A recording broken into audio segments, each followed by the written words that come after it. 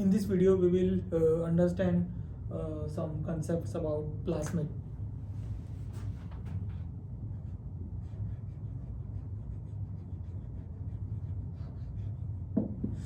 In order to understand this, we need to understand from where does this plasmid comes from and where it occurs naturally. So in bacteria, uh, DNA is usually uh, uh, DNA is usually present in the chromosome. In bacteria, it is usually present in the circular form, and this is usually called as nucleoid.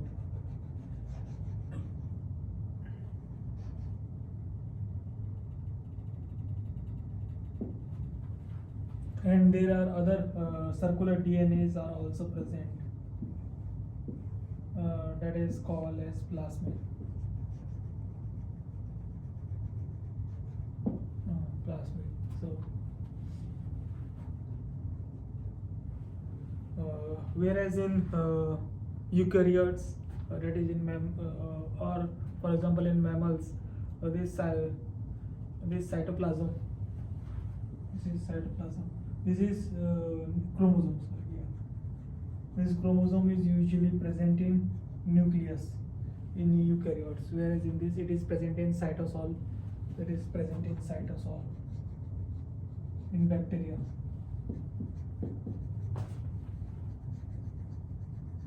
In bacteria, it is present in cytosol, and these are the small DNAs that are also present in the bacteria.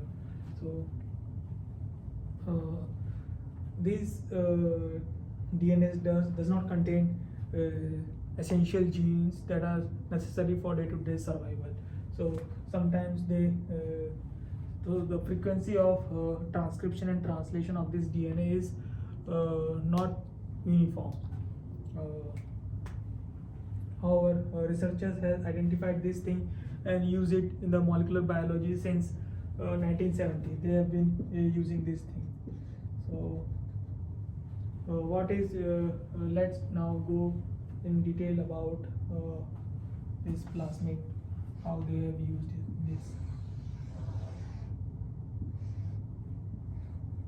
Plasmid contain a portion called origin of replication.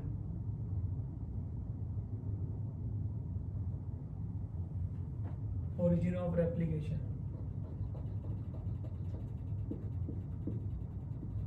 Origin of replication, it is represented by ORI.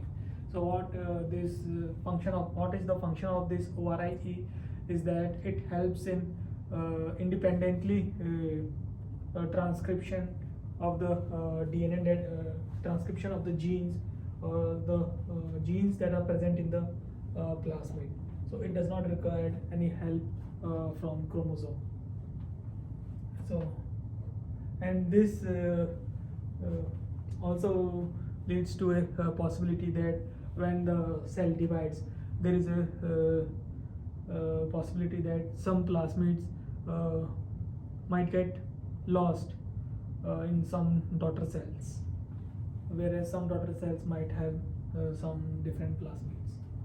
So now let's come back to our detailed understanding of plasmid. Plasmid usually contains a origin of replication and the genes, some genes that are present in the plasmid.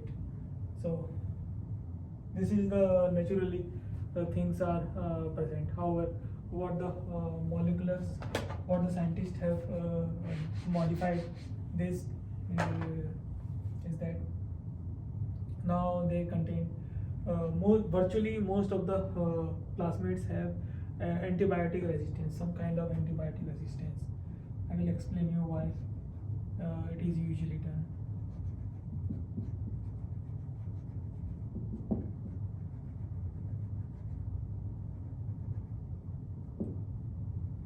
Resistant, and they have some sites called restriction enzyme recognition sites. Enzyme recognition site.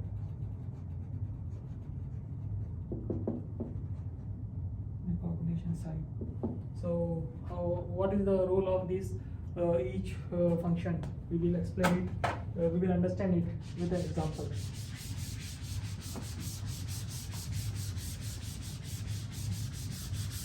So in this, suppose we have a DNA library, complementary DNA library, and with the help of reverse transcriptase, we convert it into mRNA. Oh no, sorry. Suppose we have a protein,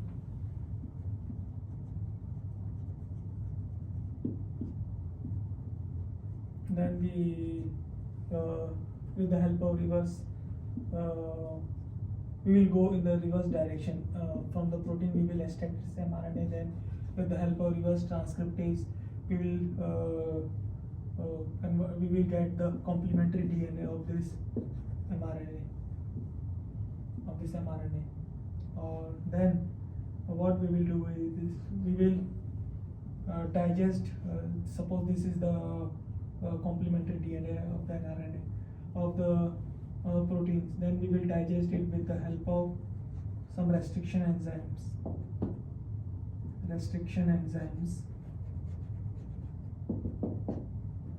So restriction enzymes function is that it will cleave off the DNA at a specific position. So there are different restriction enzymes for different sequence of, for cleaving of the DNA at different sequence. So at the same time, what we will do is that we will also cleave our plasmid with the help of, with the same restriction enzyme, and we have the same restriction enzyme sites that we used in our plasmid should be same, should be recognized by the restriction enzyme that we are using in our experiment. So we also use cleave this plasmid with the help of restriction enzyme. So now the plasmid looks like this. It's cleaved off, and the DNA is also fragmented.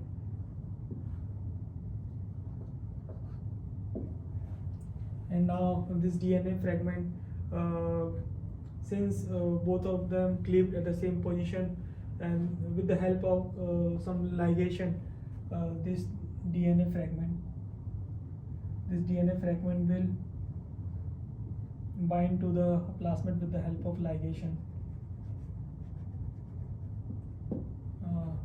There is a separate enzyme that works in the ligation, and now this plasmid, they can inject it into the bacteria, and allow the bacteria to grow. And those bacteria that have this restriction enzyme, that have this plasmid, those bacteria that have this plasmid,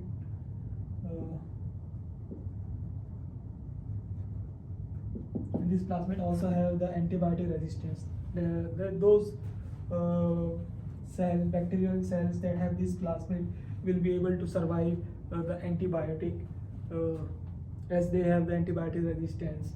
So we can separate out the bacterial cells, those have this plasmid and those does not have this plasmid, by exposing them to the environment of antibiotic. And those who and therefore those who have the